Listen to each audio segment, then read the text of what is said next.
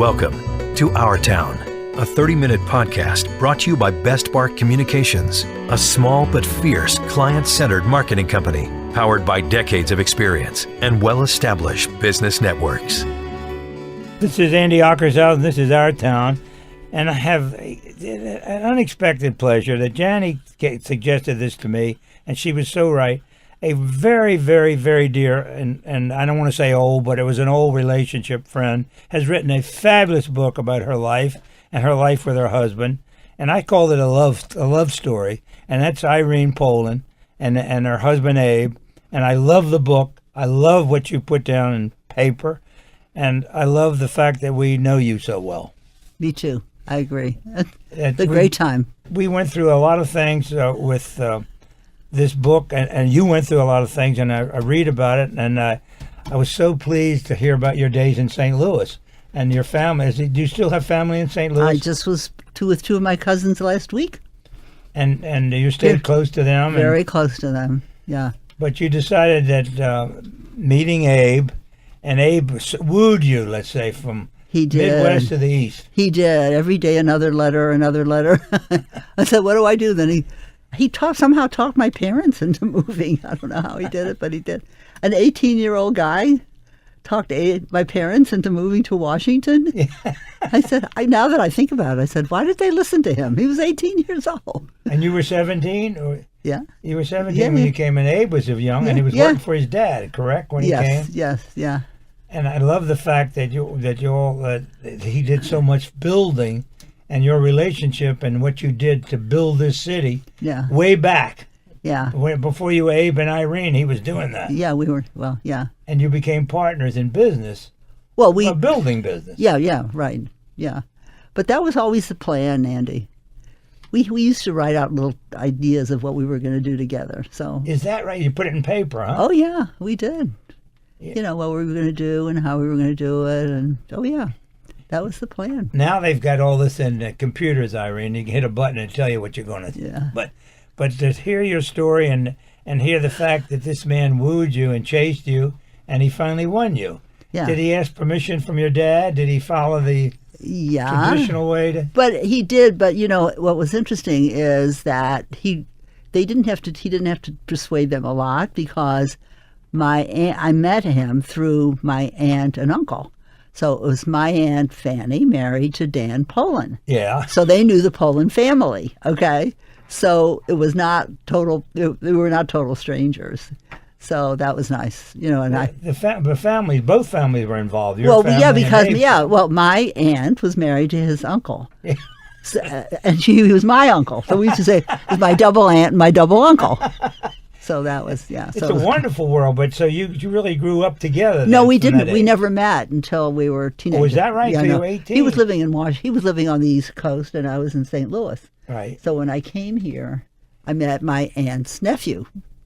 So they let an 18-year-old girl move to Washington, huh? Well, they moved to Washington. The whole family came. Yeah. And your sister too? She came with them? Oh, yeah. She was 6 years younger. I do remember that. Yeah.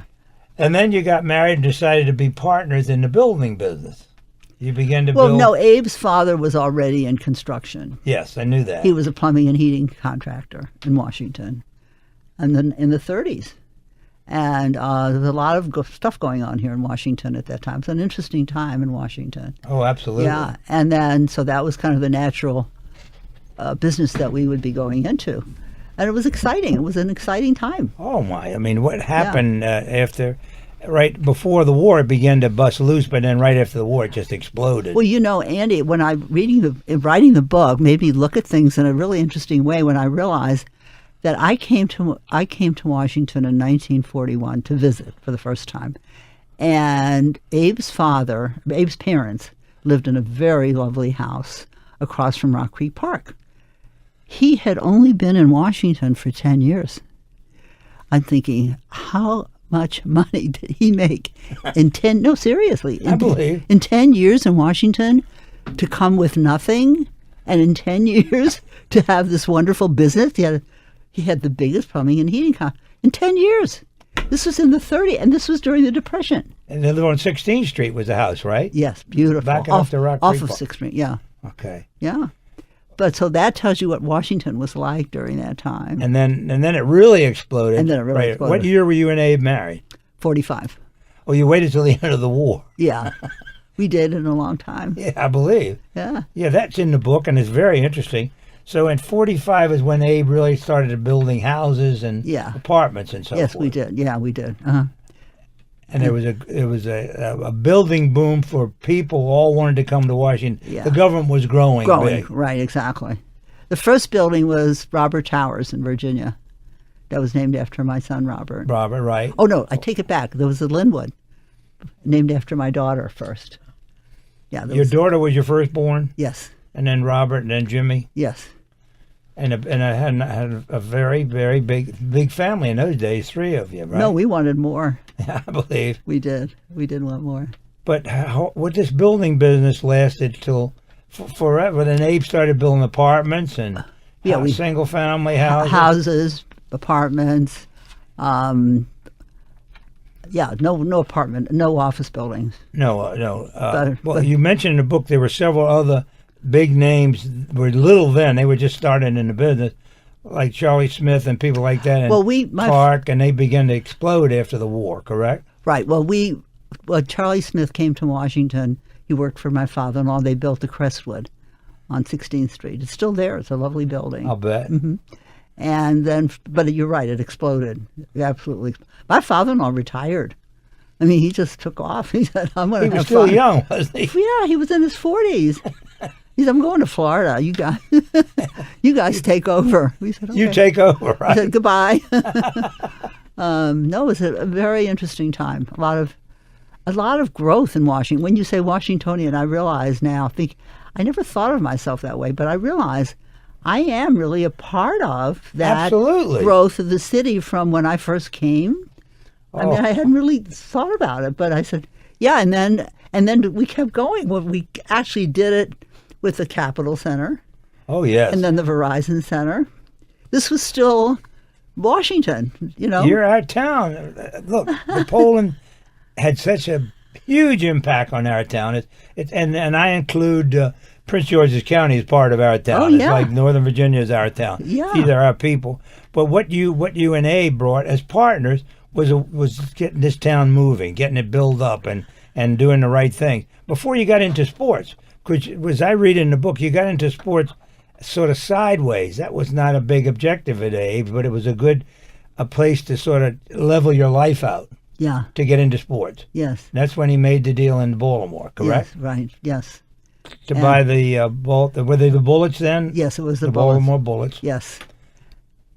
And Abe and the Civic Center. Yeah, and I remember they were televising the Bullets in Washington. Channel 5 in Washington was televising the Bullets games from Baltimore. Yeah. That got the Washington to be aware of pro basketball after so many years. They didn't even have anything here. No, we had the Caps, but then they left. Yeah, a long time ago. Way back. Yeah. Uline Arena, remember that? Oh, yeah. Of course. Good old, now it's Washington Coliseum. Right. So you and Abe decided to get into the sports business.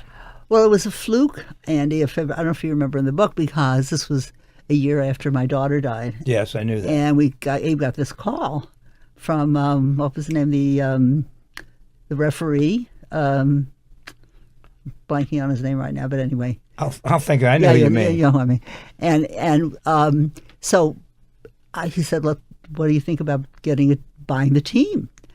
And I had just lost my parents and my daughter, and I said, let's... It was really a low time for you. Yeah, it was a tough time. And I said, maybe let's just wait, you know. He said, well, you love sports. And I said, yeah, I do love sports, but let's just wait. And then I said, well, maybe it'll be good. He said, it'll be a distraction. And it really was. Right. It really was. It was a new world, a new exciting.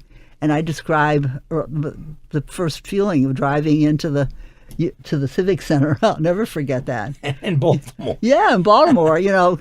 And, you know, I remember we pull up. The owners. Yeah, we drive up to this huge building. The huge door opens up, you know. Abe pushes a button, and we go into the back of the building, right? It's dark, and then we can hear the noise, and I'm saying, oh, my God, what have we done, you know? And then that was it. We were in sports, and my son Jimmy was 6. He was a little kid running around in the building. It was an exciting time. Absolutely, Yeah. and good timing in your life, because it was a diversion for you. It was. It got you on another career path, Completely, too, yeah. for Abe. Completely different world. And how many years did you operate in Baltimore? Actually, from 70, what did we say, 73 to No, Capital? No, wait a minute. No, you were in Baltimore in the 60s, I Yes, know. I'm sorry. Yeah. Baltimore was 64 Right, I knew to that 70, probably 73. Yeah. Then we built the Capitol Center. Correct. And the Capitol Center, and then you moved. Did the people in Baltimore didn't try to keep you? They let you come over here. It looks like the league couldn't keep you, right? Baltimore couldn't. I mean, that was the problem. Baltimore really just never took it on. They were not a We basketball tried. town. No, we really tried everything there. We really did. I mean, we didn't intend to leave Baltimore, but year after year after year really wasn't. Yeah, you couldn't take They that. weren't thriving. They weren't thriving there. So coming to the build, and we were builders, That's correct. right? So I said, we were builders, so we could build a building. You built Now, a you know what I thought building of too? and then a franchise. Right. And what I realized is not too many owners in any of the sports build 2 arenas. You know, And then Abe's dream was, of course, to come to Washington. to get in town. Yeah, to get back But here. Irene, that's so true. That the fact is now that there are very few Pollins that'll stick the neck out like you guys did. Yeah. And it just doesn't happen in pro sports. They're all waiting for the handout for Uncle Sam or from the city Right. or the tax base or something. But you built the Capitol Center. Yeah. And it was just a fabulous facility. Yeah. I remember it so vividly. Yeah, I've changed the city. I mean, it really allowed major first league events to come, all kinds of Absolutely. events. You couldn't know, have had the all hockey rock team without and it. all the hot rock concerts. Oh, and the shows. and the and the galas, all the the presidential galas and stuff. We had all that. That was the first time Washington had ever had anything like that. Well, I was there for the inaugural Oh, ball with Ronald Reagan's first one in '81. Sinatra was out there. You had a party before with Sinatra. He showed up. Oh yeah. And Well, what about the story of Sinatra and the going? He made us go around and around. Oh, you don't know that story? No. So, yeah, that night he insisted that since we were the owners of the building, that we should greet him when he gets out of the car. Well, it was a round building, okay? All right. So which entrance where we were going to meet him? He had 4 entrances. 4 different entrances, right? So we go to one entrance. No, he didn't get out. We run to the next entrance. He doesn't want to get out. We go to went to all 4 entrances. We were so mad at him. By the time You found him. by the time we saw him, he said, "I never see this guy again." That was the first Reagan inauguration. I'll never forget that Yeah. party. It was a sensational. And I think back on it, there was no place in Washington that could have done it. Oh no! Prior to that there was time. no conventions. There was nothing here then. There was nothing here. Absolutely. It really opened up Washington. Well, it exploded PG County in a lot of ways too, and Yeah. that whatever there was left out there now is all a big shopping area. It's money and it's county, and the county's done so well, and I'm happy for them. They're Yeah. wonderful people. Right. So I'm talking to Irene Pollin, and we're so delighted to have her with us. And we're going to take a break now, and I'll be right back. This is Andy Ocker's house, and this is Our Town.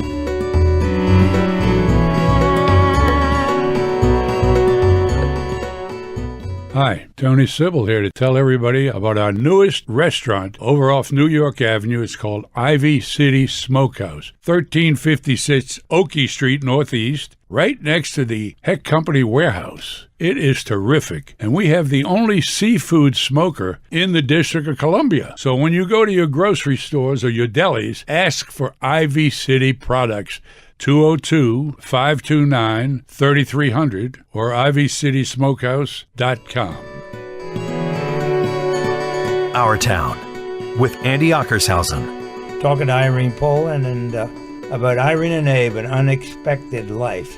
And it was a fabulous unexpected that what you've been through. I read with great interest about your travels. Okay. Not only did you travel as a sports team owner, but you and Abe traveled as spectators. Just fun. Fun. Yeah, fun. You went to Africa. That's your stories about Africa, getting in a small plane made so true to me because I took Janice, we went to Africa, and she had no idea we were going to get in a small plane. And I know she was scared to death. Yeah, you did the same thing, but you made it. We made it. And the tiny plane, but also when you mentioned small plane, we were in New Guinea, in Papua New Guinea. Wow. And so we also went in a tinier plane, and we were going over the mountains.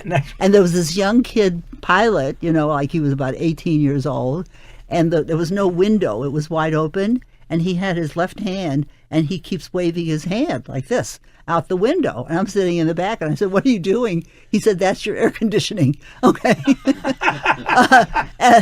So it was a little scary going over those mountains, but no, we did have some very exciting times. The mountain range was called the Owen Stanley Range in New Guinea, and that's when they had to go over the hump. And they lost a lot of airplanes there I read about it during WW2. Oh, okay. Oh, yeah, when you were there. But I liked your description is nothing. When you're riding over Africa or the jungle, it's just nothing there. No, nothing.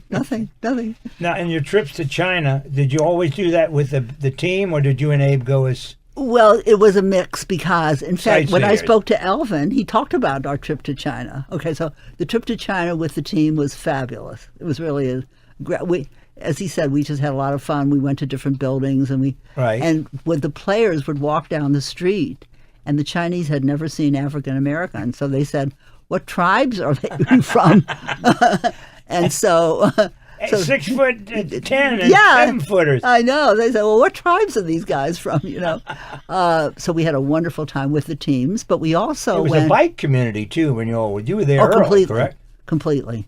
There were no cars. Bike all over the place. Now they've changed the course And no dramatically. no buildings more than 2 stories high in Peking. Oh, it was a great time to be there. It really was. And then you stopped by the Philippines on your way back. I mean, you were world travelers. Yeah, and we were guests of the Marcos. And Abe danced. I pushed him out to dance with Imelda, which he did. Did you see her shoes? Oh, yeah, she did. And Must have been some trip. It was wonderful. And so, I don't know if I told that. So when we got off the plane coming into to Manila, as we were going down, actually, I had on this dress, something, and it tore. The back of it tore. And there's this crowd of people standing down at the bottom of the steps. So Wes Unseld was walking behind me. He was holding my dress together while we went down. And then remember the lady, what was her name? The fat lady, right? Oh yeah. They had Dick Motters. They had a fat lady waiting down at the bottom to greet us, and she was to accompany Wes. Poor Wes. So nothing happens till the fat lady sings, right? It's over. Opera isn't over till the fat lady sings. Oh my, that was such an expression at the time. Great. It was great. And you and Abe were doing all these things in basketball together. I love your stories about meeting other owners, going to meetings, and being involved with the hierarchy of the league. And then it got to be, Abe was almost a senior owner, correct? He was. When he died, I remember David Stern was down here when you dedicated your new arena. Yeah, we were the longest owners. Right. 46 years. And probably the only one who built their own arena, too, their own building. Two. They were two. Yeah, you built 2 buildings, true. Yeah, I recall the dedication down, and I was with the Home Team Sports at the time, and we were the broadcaster. And Stern was here, and the people, was a huge gathering outside. What was that, 1997, I guess, when you opened. And it was a great thing for our downtown and our town. Little did we know, we should have suspected it, little did we know it was going to be a transformation of downtown Washington. I had no idea. I mean, we expected... You knew it was going to be good. We expected a change, because we were builders. I mean, we were in construction. And we knew there would be a change. But never. The size of it, the timing, incredible, so fast. I mean, we haven't been there that long. I think it was the subway. The fact that... The metro, and in your building, that helped. Yeah, right over the subway. And what people were doing, which we didn't expect. And we've talked about that. Friends have talked about it, that they put their kids, they felt secure.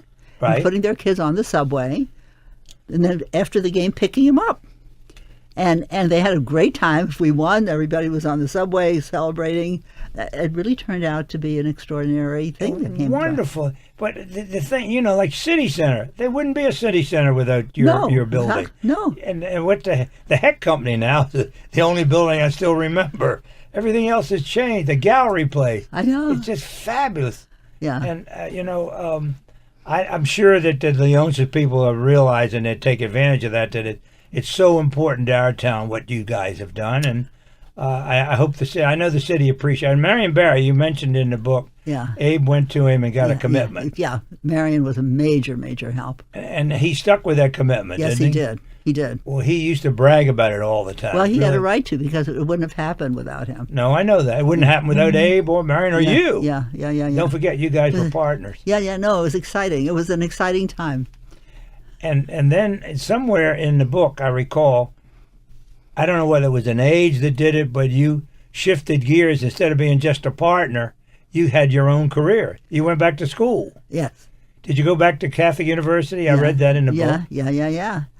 And I got a master's degree in social work. Yes. And the reason I did that was because even though I was busy and involved and loved doing all this other stuff, I really needed something, after losing my children like that. I needed something to really engage me completely. And you had the talent to go with it. Well, you had the desire and the talent. Yeah. And the timing was good, too. Yeah, and I tell you, my 3 years at Catholic University were probably the best 3 years I've done. It was fabulous. I loved it. And then, of course, I built, I had a practice, and I had... Oh, I know. Everything. Was Fartha Hartke still alive when you went to Catholic University? Did you know him? Yes. What a character. Yeah. He was a downtown... he's our town guy. Yeah, he is an our town guy. You're the right person to be doing this our town thing.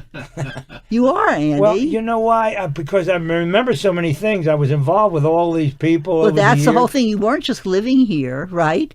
You were an active part of all the Yeah. I must have been involved in 10 charities. Right, but not just the charities. It's just really the city. I loved our town. Yeah. Well, I like to say, as his wife, I'd like to just add, as the president of WMAL Radio, he had the bird's eye view, the perch, because he was involved in all aspects, politics, business, sports. Exactly. We had the Washington Redskins at that time. Right. So, there was so much that he was involved in that this is a unique perspective, just like you noted. Exactly. And there aren't that many like. That's right. That's so true. Yeah, and they don't get involved, and like you and Abe got involved in our town. Yeah, but because we really cared. We still very much cared about what was happening in Washington. Absolutely, you did. It wasn't just that we were just in a business here, and Washington doesn't have a lot of people that really are citizens of Washington. No, that's right. I'm fortunately involved in a small group of natives, but there are not many of us. But I read in your book about Rabin. Was he not the ambassador or something way back to the U.S.? Oh, yeah. That's how we met him. That's how you met him here. But we met him because he and Leah played tennis. And we had a tennis court. We still have a tennis court. Right. And so we used to play tennis at our tennis court and have lunch. And well, I recall we became meeting very him. Close friends. There's a man named Warren Adler had an advertising. I remember Warren. Where is he now? You remember Warren? I don't know what happened to Warren. He went to Hollywood. I know he went west. His son got involved, but I remember meeting the ambassador and he was a Redskin fan. I had to take him and Warren up to the booth with, I forget who was there. Maybe Cook was before Cook came or something. I don't remember. Well, it was, what's his name? Edward Bennett Williams. Yeah, probably it was Ed Williams. But he was a fabulous man. I know he's a very dear friend of yours. Very close.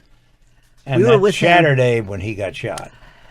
We had lunch with him and his wife a month before he was killed. In Israel? In Washington. Oh, they were here. He was in Washington, and we had this lovely lunch. There was about 6 couples, close friends, and he glowed. I'll never forget him talking about his deal that he had just made with Jordan. I had never seen him that happy. This was a month before he was killed. Oh, fabulous, incredible fabulous guy. Man. Yeah, fabulous country. Yeah. Well, this is Andy Ockershouse. We're going to take a break right now. I want to talk to Irene about Israel. Oh, okay. We'll be right back. This is Our Town. This is Sonny Jurgensen. Got a confession to make. I let my wife drag me to one of those Mike Collins estate planning seminars. Like I don't have enough on my plate with a certain football team. Actually, it wasn't too bad. In fact, we both learned a whole lot about how to protect our kids and grandkids down the road and to take care of ourselves right now. So if you get one of Mike's invitations in the mail, go. I'm glad I did. Get all the information and register online at MikeCollins.com. That's MikeCollins.com. You're listening to Our Town with Andy Ockershausen. Brought to you by Best Bark Communications. This is Our Town. Andy Ockershausen and Irene Pollin. So many of the trips that you've written about, I love to hear about it and love to visualize you going to those places. And certainly to see you and Abe go into the meetings with all these multi-millionaire owners of the teams, and you're right there with them, and that was great for our town. Oh, yeah.